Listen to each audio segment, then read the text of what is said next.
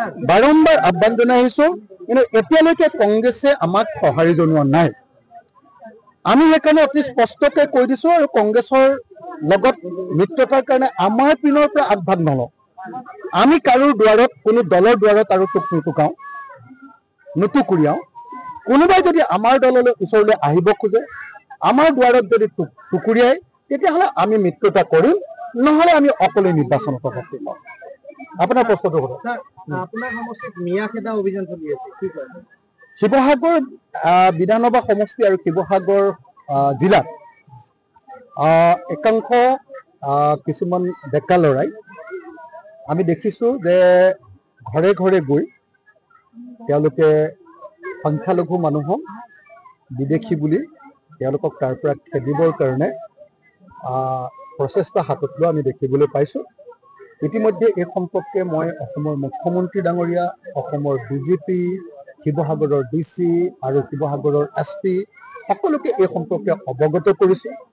আৰু কোনো মানুহে যাতে আইন শৃংখলা নিজৰ হাতত তুলি নলয়, আৰু কোনোবাই যদি সঁচাকৈ বিদেশী দেখিছে তেতিয়াহ'লে প্ৰশাসনক দেখুৱাই দিবলৈ, আৰু প্ৰশাসনে সেই বিদেশীক চিনাক্তকৰণ কৰি বহিষ্কাৰ কৰিবৰ কাৰণে সিদ্ধান্ত ল'বলৈ ইতিমধ্যে মই তেওঁলোকক অৱগত কৰিছোঁ। সেইকাৰণে শিৱসাগৰত এতিয়া পৰিস্থিতি নিয়ন্ত্ৰণৰ ভিতৰত আছে। শিৱসাগৰত যিবিলাক মানুহে উত্তেজনা বিয়পাব খুজিছে, সেই উত্তেজনা বিয়পোৱা মানুহবিলাকৰ পক্ষত কোনো শিৱসাগৰৰ ৰাইজ যোৱা নাই।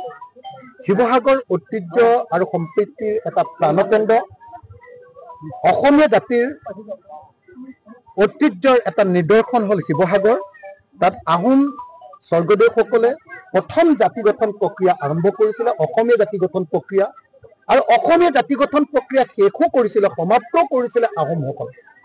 গতিকে য'ৰ পৰা অসমীয়া জাতি গঠন প্ৰক্ৰিয়া আৰম্ভ হৈছে সেই শিৱসাগৰ, সেই ঐতিহাসিক শিৱসাগৰত এনেকৈ হিন্দু মুছলমানৰ লগত যিসকলে সংঘাত লগাব খুজিছে, দুয়োটা পক্ষকে মই সকীয়াই দিছোঁ যাতে কোনো পধ্যে সংঘাত লগাবলৈ চেষ্টা নকৰে।